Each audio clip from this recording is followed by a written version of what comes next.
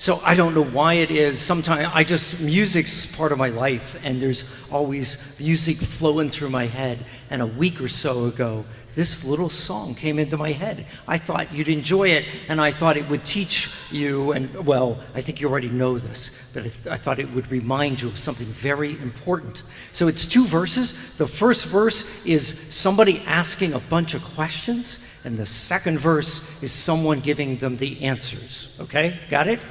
So it goes like this. Tell me why the stars do shine. Tell me why the ivy twines. Tell me why the sky's so blue, and I will tell you just why I love you. So those are the questions. Here's the answers. Because God made the stars to shine.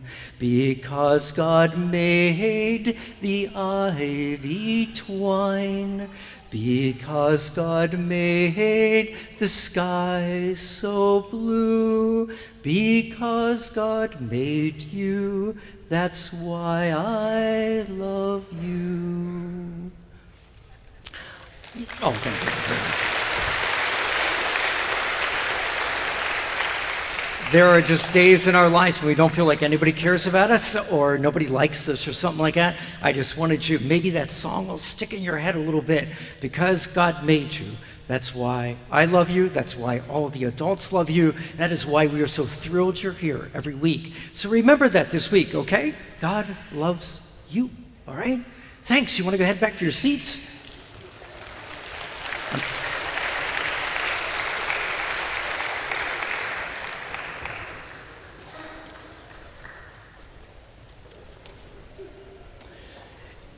If I might, teens that are with us, teens, that age level, you should remember that too. Sometimes, school, it's kind of hard to remind yourself, or you need to remind yourself that God loves you. For all of us, teens included, the readings, I don't know if you picked up on what was going on in the first reading and in the gospel. Malachi, this prophet of God, he's criticizing the religious leaders of his day. Jesus is doing the same things in the gospel that we heard. I don't know that any of it applies to us directly, at least I hope not, but it might serve as a warning to us because the criticism is serious. And if you and I were to fall into those traps, if you will, it would matter and it would be bad. So the first thing that Jesus laments, if you will, he points out to the Pharisees and the scribes, these religious guys, that they had turned everything into rules, lots and lots and lots of rules. The best example that you may remember, you likely remember a story where Jesus heals people on the Sabbath. Jewish law was very clear about this. There were some things you were allowed to do on the Sabbath, some things you were not. And when it came to medicine, you were allowed to render emergency aid, but nothing else. And so you might remember the story of the guy with the withered hand. And his hand was all deformed, which meant he could not work. It was a serious thing, but it wasn't life-threatening. And yet Jesus healed him on the Sabbath, violated the rules. Because in that moment, Jesus thought that this man and his livelihood was more important than those rules. But Jesus often ran into people who thought the rules were the most important thing. Some years ago, I got a chance to have a conversation with a woman who I met just that day, was never going to meet her again. I was visiting at this parish, and she had been a member of the parish for years and years and years.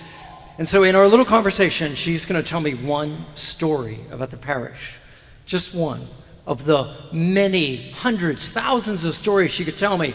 This is the story she told me. My daughter, she said, was, we belonged to the church, and she was baptized in the church, had all her sacraments in this church, including, of course, her confirmation. And then some years later, when it was time to get married, she approached the priest, and we made all the arrangements that she could be married in this beautiful church. And that was fine until the priest found out that she wanted to wear a strapless wedding dress. And the priest said, "No, you cannot get married in this church wearing that." And so the woman got married someplace else.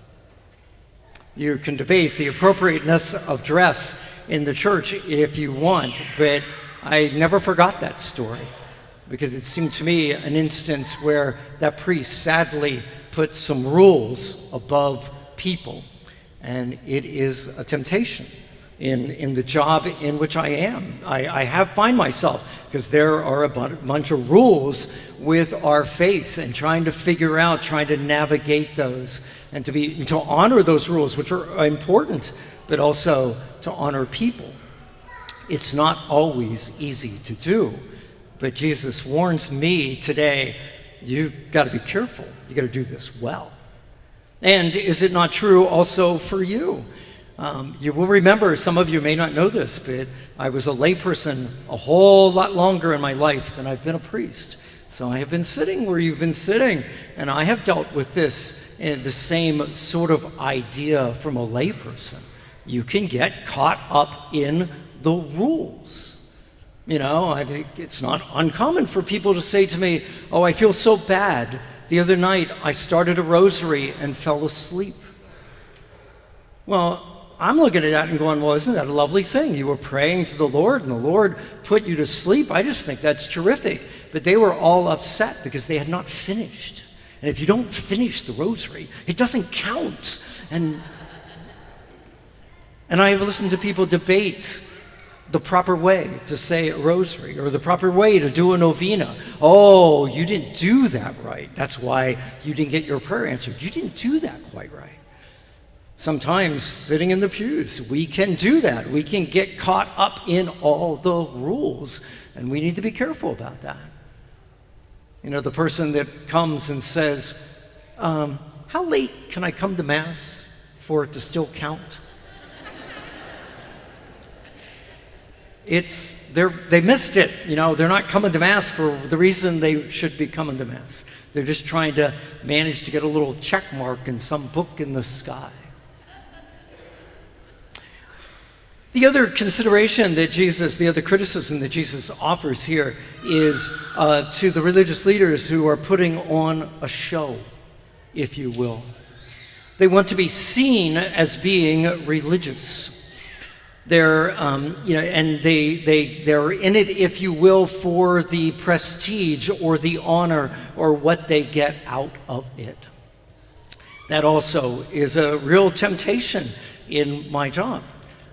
You know, if I can walk into a grocery store wearing my clerics, and I can do that for a very good reason, because people will react to me if I'm wearing clerics. They'll smile at me and nod, and I can sometimes even get in conversations with them. And so my clerics open up some possibilities. But I also have been the beneficiary of people being very nice to me because I'm wearing clerics. "Oh, Father, would you like to go ahead of me in line?" All right, now that's a lovely thing, and I tried my best to take that as a gesture. But you'd appreciate how easy it would be to get out of the car going into the grocery store and saying, "Oh, wait, I'm in a hurry. Let me put my cleric on, because that way someone will help me out." Or worse, you leave the grocery store when someone did not give you any deference, and you're mad about it. "I'm a priest. What were they thinking?" A priest I know was transferred to a parish that was struggling financially. And the very first thing he did is he spent $2,000 in some, as he put it, needed repairs to the rectory. Okay, I was thinking like the plumbing didn't work. Turns out the needed repairs were a lack of bookcases. He was unable to display his library. And I was horrified by that. Because he, as in talking to him, he was absolutely convinced that he was owed that. The fact that the parish was in financial trouble had nothing whatsoever to do with it. He was owed those bookcases, and it was the parish's job to pay for that. The parish closed about 3 years later. It's tricky doing this. But at the same time, again, I think there's a possibility that this applies to you. I don't know, I certainly hope it doesn't apply to you, but maybe you have seen it. People who in the church, they're looking for prestige. They're looking for what they can get out of it.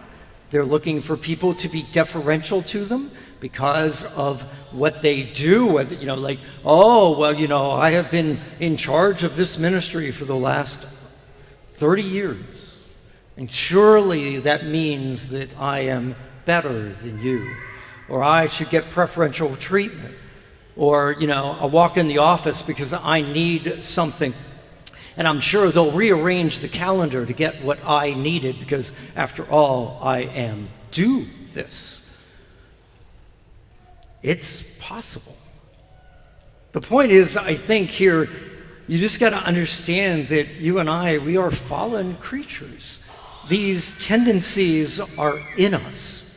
And maybe not as strong for you, or maybe it's just by virtue that I am clergy, and these two readings, just as I read them this week over and over again, it just seemed like the good Lord was just like, pay attention, pay attention, pay attention, because it's so easy to get it wrong. And so that's all I'm offering to all of us, certainly myself first, but maybe to the rest of us, that we just look at these readings and just have Jesus just warn us. Be careful. Be careful. It all comes down to something Jesus said at one point: where your treasure is, where your heart is, and where your treasure is, those need to be the same thing. It's where our heart is when we come to church and when we serve and when we do whatever it is we do. If our heart is in the right place, we won't be anywhere near this stuff, and Jesus won't criticize us in any way.